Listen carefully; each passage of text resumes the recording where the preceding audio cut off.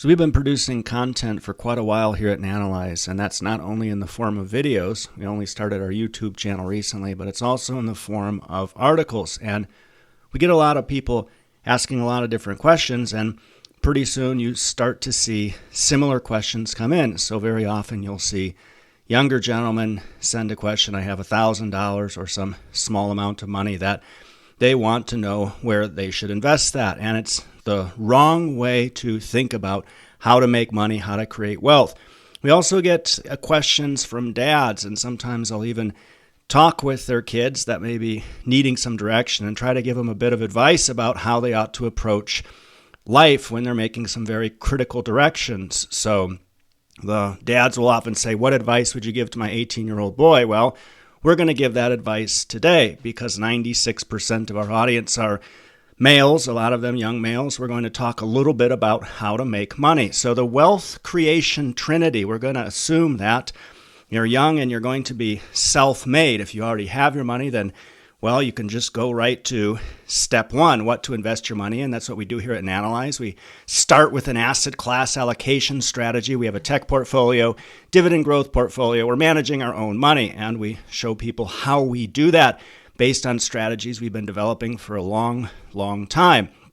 So what you invest your money in, that's the first element. Second is money you save, which is critically important. And there's enough pundits out there talking about this. I always like to say, you shouldn't buy Starbucks because the margins on flavored water are extremely high. Always make other people work as hard to take your money as you did to earn it. And drive a used Toyota.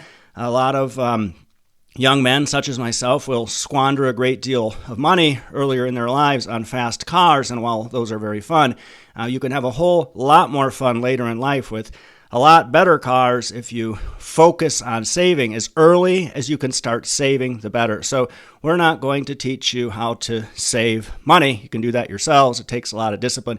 But the money you make, this is an element that doesn't seem to be talked about much because it's really where you start. And when you start looking at how you want to make money, and you have to be really serious about it, of course everybody wants to make money, but are they willing to take the steps that you need?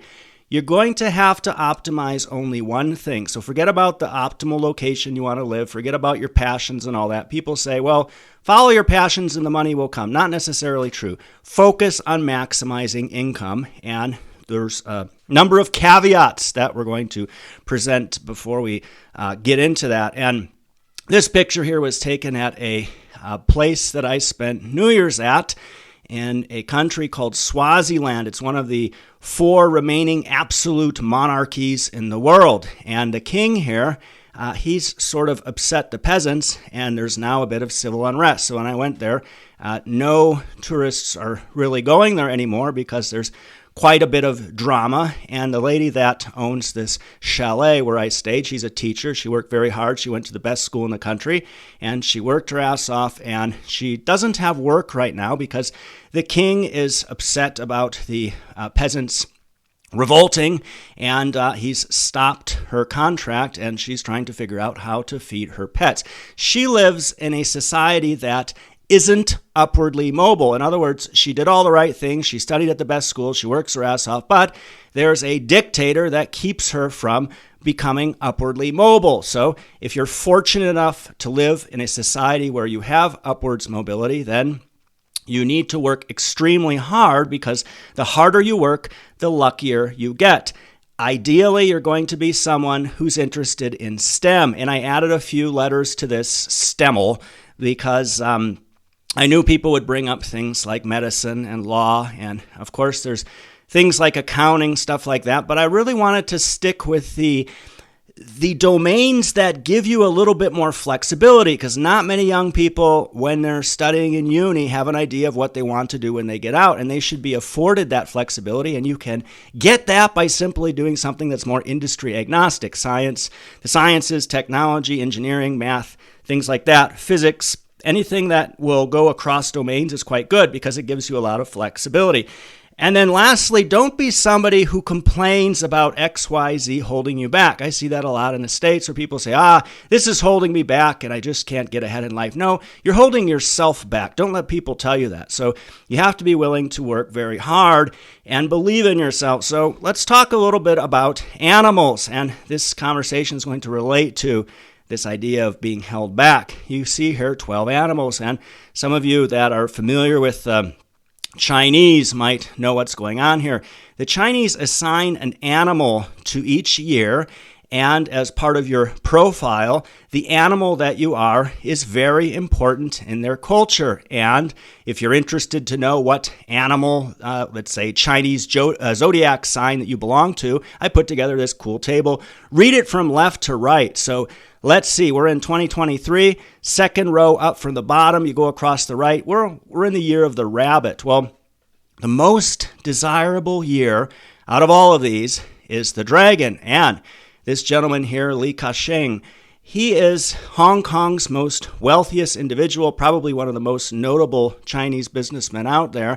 He happens to be born a dragon, and being born under the dragon sign of the Chinese zodiac is considered to be the luckiest start in life one can have. So notice how even though China seems like a big place where everybody seems to have the sort of same opportunities, there's also embedded systems that may prevent you or give you advantages in getting ahead. Look at the Indian caste system and how rigid that is. You'll see that lots of places on this planet have systems in place that can impede you from being successful. So when you're looking at your symbol, you need to take that with a grain of salt. But in China, Chinese dragons are considered lucky and powerful. So they're not the monsters as portrayed in Western stories. So I happen to be a dragon myself. I wish I was born in China. Maybe I would have had some advantages. Unfortunately, I wasn't. So my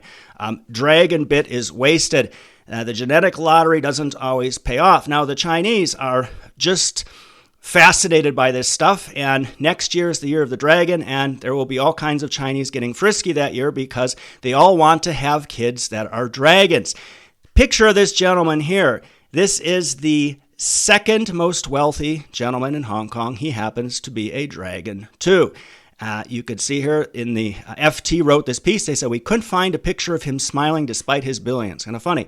And you may then start to think that, well, if I'm born in China, then being a dragon is the only way to get ahead. And if I'm a hiring manager in China and I sit down and there's two finalists, and one is a dragon and one is a goat, I'm clearly going to pick the dragon. Well, think again. So this third gentleman, see if you can guess who that is. I would consider him to be, and others would as well, the most successful businessman in the world based on his tenacity. He failed primary school twice, middle school 3 times, failed his university entry exam 3 times. And if you are familiar with how the Chinese culture works, you'd realize just how bad these things are. He was rejected by the police force and even KFC. So the story goes, he was with 20 individuals applying for a job at KFC, and he was the only one they didn't hire. He applied for Harvard 10 times, rejected every single time. I think they actually gave him an honorary degree. When he wanted to start a company, VCs wouldn't fund him. He didn't start playing the victim card like you see people do on Twitter. He simply bootstrapped his company with $20,000 his wife and friend helped him raise. Well, he showed a return of 241 million% on that original investment. He is the founder of Alibaba. And he says here, if you don't give up, you still have a chance. Giving up is the greatest failure. This gentleman was a dragon and had everything going against him, and his tenacity is what made him succeed. Dragons are people who are told they can and will accomplish something, often succeed because they feel it's their destiny.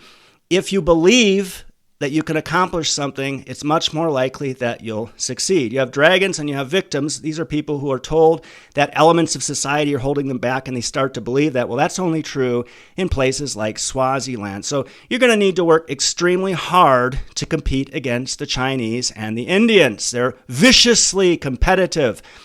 This is from an email I was sent by a young man, and I found this to be very inspirational. He sends me these 3 sentences. He's a computer science major, so he's decided what he wants to do. He picked a great major there. He's starting his internship, so he's already getting himself into the workforce, and that's critically important. He's been working random minimum wage jobs since about 18 and has already saved up a chunk of change in addition to paying for his school. Great to hear. I worked in sawmills. I've cleaned hotel rooms at Hotel 6.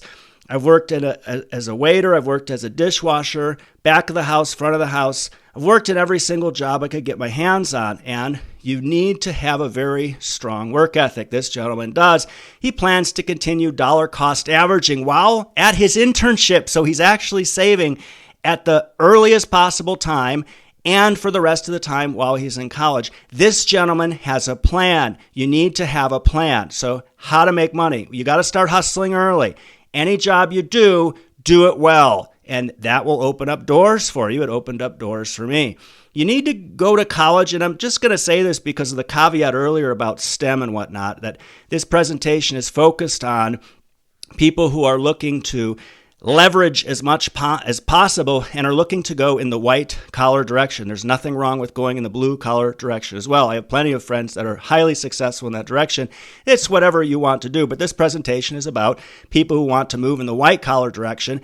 The reason why you need to go to uni, you may think you're smart, but guess what? Everybody else had to go through the same thing. There's a lot of things you learn in uni that are quite important. How to manage a schedule, how to present things to people. There's all kinds of how to articulate yourself. There's all kinds of things you learn in uni that are quite important. So you need to look for ways to leverage your way into wealth. I'll explain what that is. But before you do that, you got to have something to offer someone else. So get in the best school possible. So if you're trying to choose a school, forget about where your friends are going. Forget about all that.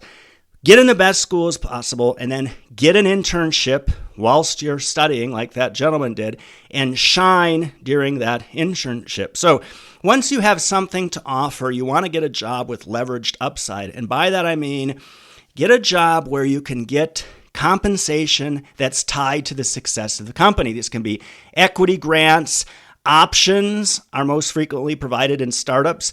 And these are environments where if you're young, you're going to thrive. You have the energy. You can work the 16 hours a day that some of these shops not require. They don't require you to do that. People do that because they have equity and they want to make a lot of money. They want to take advantage of that leverage. So getting a job in a startup is ideal. But guess what? The reality is, when you're young and you just finished your degree and you've got an internship, if you're lucky enough, you take the best thing that you can get. You've got to stand out from everybody else. You knock on doors and you shake hands. When I studied in the UK, I was trying to get a job in London. I was on the train every weekend going down to London, shaking hands, and I looked the part. You see that pen right there? That's a Mont Blanc Star Walker. It's quite spendy. I don't know, several $100s. I lost 2 of those on London trains before I stopped buying them. But I looked the part. And I eventually got an internship, and I made sure that I put every iota of my energy into shining, and I was offered a role afterwards. Now, you may be offered a role in a firm, whether that's an internship or a full-time job, and not provided with much guidance. You actively manage this. You create work for yourself. Make your boss's life easy. Ask for more work. Take on more responsibility. And, of course, have a plan for what's next. Now, eventually in your life, you'll probably start to work for established companies, and this is something you need to be aware of because it's quite different from startups, and you'll be a lot more constrained by process, and you may not see the ROI for the work that you put in. There are a different set of skills that require you to climb a corporate ladder because performance appraisals aren't very predictable. You're going to be surprised that every time that comes around in comp day in the organization is a lot of people going to the bar who are upset and completely surprised by outcomes. Incompetency is rife in large organizations, and it's often tolerated because there's a lot of fat on the pig. So as you start climbing the corporate ladder, you'll start receiving equity grants as a portion of your compensation. This is another way to leverage your way into wealth. I know lots of people that's worked quite well for, myself included. Your wealth then starts to grow based on the health of your employer. And over time, this leverage can produce meaningful wealth. Now, ideally, you'd like to work in a smaller organization where you'll get greater visibility to senior decision makers and greater leverage in terms of equity and compensation, things like that, and an ability to show an ROI on your effort. But for some people, and I worked in a startup myself for quite a while, eventually you want to start your own startup, and most fail. I think 9 out of 10 funded startups fail. So there's a very high failure rate there. And ideally, you want to try to do that when you already have, you've already kind of squared yourself away, so you're not losing sleep at night. But when we talk about startups, that doesn't reflect the maturity of a company. So a lot of firms will contact us and say, you called us a startup. We're not a startup. We've been around, X number of years, or they like to say, we're doing $200 million in revenues. We're not a startup. Well, startup doesn't reflect maturity. It's a label that refers to firms that start with the intention of exiting. In other words, creating a lot of value in a short period of time and making a shit ton of money. So before you can start a startup, you need to have some cash to develop a product or service. Now, raising money comes from 3 places. You can either sell equity, and you may sell that to angels or VCs or an institution. You can take on some debt, which is quite risky. If your startup fails, you're left with a whole bunch of debt. Or you can bootstrap it. This is the ideal way to do it. And there's plenty of successful startups out there bootstrapped. Here at Nanalyze, we're building a startup that's focused on retail investment subscriptions with an eyeball at the Motley Fool, which has gone to hell. And we're bootstrapping this. So typically, the amount of equity a founder has will diminish over time, unless, of course, they're bootstrapping. And your piece of the pie becomes smaller as more equity gets sold. Usually, you're hoping at higher prices than before. Those are called up rounds. And if it's at a lower price, which you see a lot happening in today's market, those are down rounds. If you have traction, it's very important. You have a product that what they call product market fit. You've proven that you built something, a product or service that people or businesses want to buy, then you can talk to VCs if you'd like. Now, there's a misconception about the importance of VCs. It's not so much about the money, it's about the network. They know how to take small businesses and grow them, and they will also pressure you to sustain maximum growth and pursue an exit. So that's very good, because sometimes you can get stuck with your sacred cow and spinning wheels, and you need somebody that can oversee that and help push you towards an exit. Exits come in multiple forms. So you can merge with a competitor. Sometimes VCs will have a network. Well, they may even have one of your competitors, and they may merge you themselves. You could be acquired by a larger firm that's looking for some bolt-on growth, and you could have an initial public offering. We're actually working on a presentation now that talks about that, so stay tuned for that. Now, if your venture fails, what you can do there is you can spin it into something positive and go do your MBA. Now, when it comes to pivoting your career, I get a fair number of people asking about this, and the best way to do this is to take whatever you did, spit it into this great story, even if your startup was a failure. You talk about all the lessons learned and fill out a whole bunch of applications to do an MBA at the top programs. Again, critically important, because a lot of what you're getting from these programs would be the network. And, back in the day when I did my MBA, it was all about going into investment banking or consulting. These were areas where you could make a lot of money. Again, maximizing income opportunities. You may ask, well, why is maximizing income so important? Well, because eventually what it lets you do is optimize for everything else. You can then optimize your location. I'm able to work from anywhere, which is quite nice. You're able to follow your passions. I now do what I love. I talk to people about technology and investing. Technology is one of my greatest passions. And you can maximize your income. Well, that's hopefully coming down the road as we build this business. So you're lucky if you get 2 out of 3. And people will often try to maximize across all 3. And the one that's really going to give you the most flexibility is maximizing your income and then saving them as much as you can and then getting the hell out of the rat race. So making money is all about hustle, period. It comes down to hustle, making yourself stand out. Go write handwritten applications and hand them to hiring managers. Go above and beyond. Do something that nobody else is thinking about. You will stand out. You will get hired. Learn from the mistakes of others. Watch for open doors. A lot of older people who hustled their way into wealth often want to open doors for younger people. And if you shine, if you stand out, they will. They enjoy giving young people a chance. And as I said, the person who goes out of their way to get noticed gets noticed. So I'm going to go ahead and put up a video here for you to watch on investing for beginners so that once you start making all that money, you know what to do with it. Please click the Nanalyze logo here on the right to support our channel. Thanks so much for taking the time to watch this today.